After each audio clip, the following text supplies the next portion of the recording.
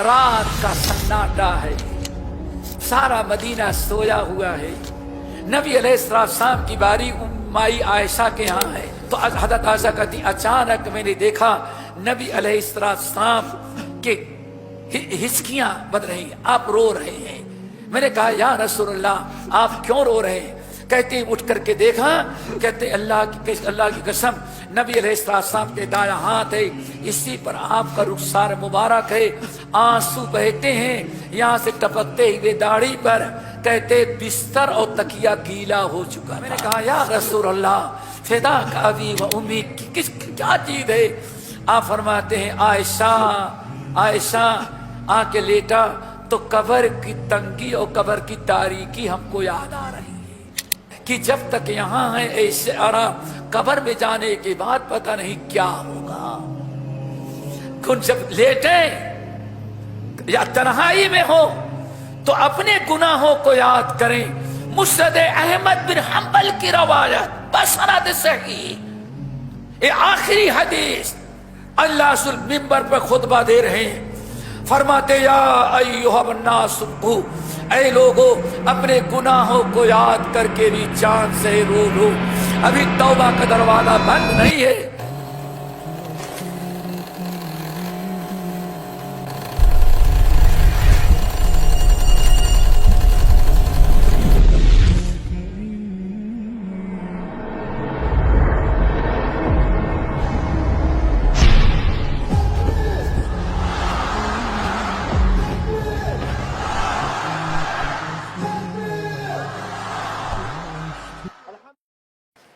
रात का सन्नाटा है, सारा मदीना सोया हुआ है। नबी अलैहिस्सलाम की बारी माई आयशा के यहाँ है, उम्मुल मोमिनीन आयशा के यहाँ है। कितनी तमन्नाओं के बाद अल्लाह के रसूल की बारी आई है। हज़रत आयशा रज़ी अल्लाह ताला अन्हा खाना खिलाई पकाई, बिस्तर लगाया। जब आके बिस्तर पर आप लेट गए, हज़रत आयशा भी लेट गई, नबी अलैहिस्सलाम सो गए।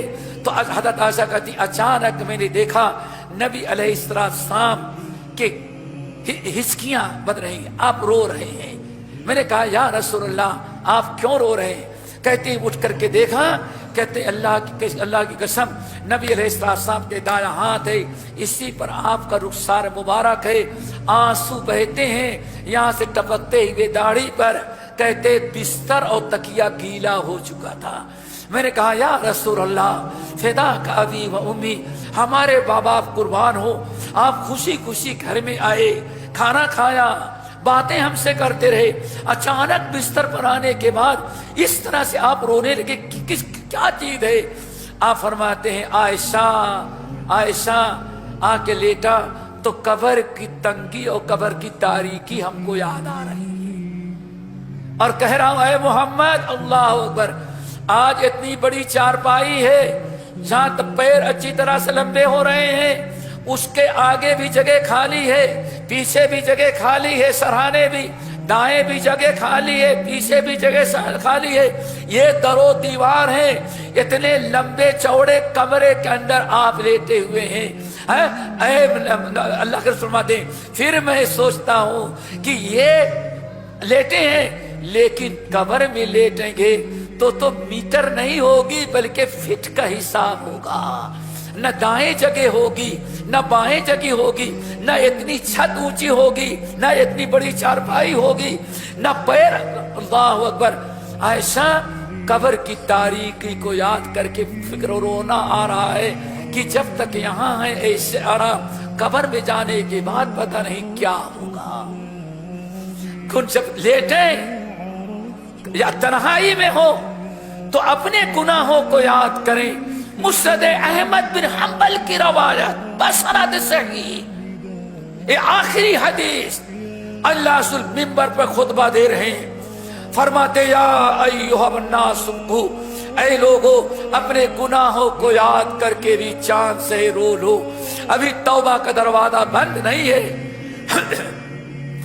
मलकुल मौत देखने के पहले पहले तक अल्लाह ने तौबा का दरवाजा खुला है।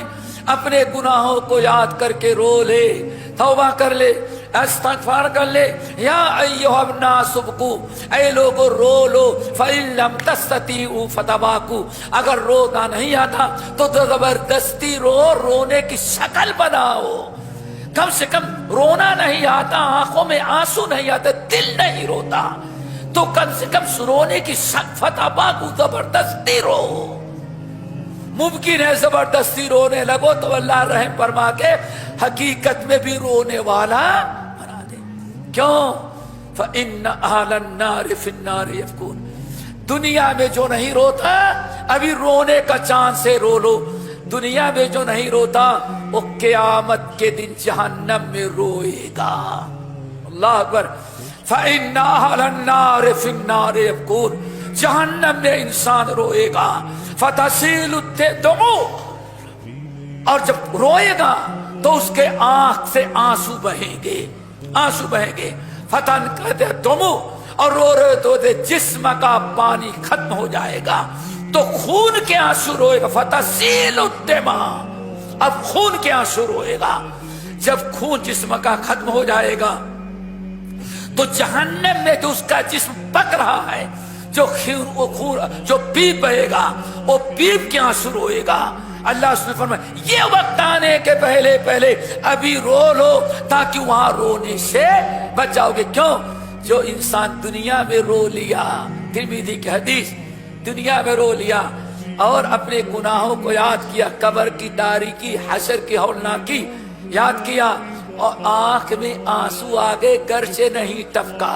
اللہ رسول نے فرمایا آنکھ میں آنسو آ گئے تو اللہ تعالیٰ نے اس کے اوپر جہنم ویسے ہی ناممکن بنا دیا جیسے جانور کا دودھ نکال لینے کے بعد واپس لوٹانا. کیا خیال ہے؟ گائے کا دودھ تو نکال لیا بکری کا، لیکن واپس پلا تو سکتے ہیں لیکن تھن میں واپس نہیں لوٹا سکتے. اللہ سبحانہ جس کے آنکھ میں اللہ کو یاد کرنے کے بعد اپنے گناہوں کو، قبر کی تاریکی، حشر کی ہولناکی، جہنم کی خطرناکی یاد کرنے کے سے انسان کے آنکھ میں آنسو آ گئے، اللہ جہنم اس کے اوپر حرام کر دیتا ہے.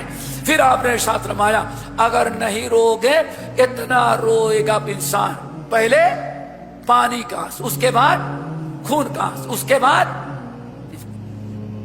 کھڑا ہو کر کے روئے گا. جہنم کی آگ اوپر بھی ہے، نیچے بھی ہے، جہاں کھڑا ہے، سمجھ کے نا. اور وہاں سے ایک نالی ہوگی اس کے پیر کے قریب سے، وہ نالی بھی جہنم کے آگ کی ہوگی، اور یہ نالی سے خون پی آنسو بہیں گے اور وہاں حوض میں جائیں گے. اور کتنا روئے گا؟ یہ نبی صلی اللہ علیہ وسلم کا فرمان ہے، شک صبح کرنا جس کے اندر کفر بھی ہے. آنے فرمایا لوگوں رو لو، ورنہ جہنم میں جب روئے گا جہنمی وَلَوْ أَنَّ سُفُنًا أُجْرَتْ فِيهَا لَجَرَتْ، اتنے آنسو روئے گا کہ اگر اس میں کشتی چلائی جائے تو کشتی چل جائے.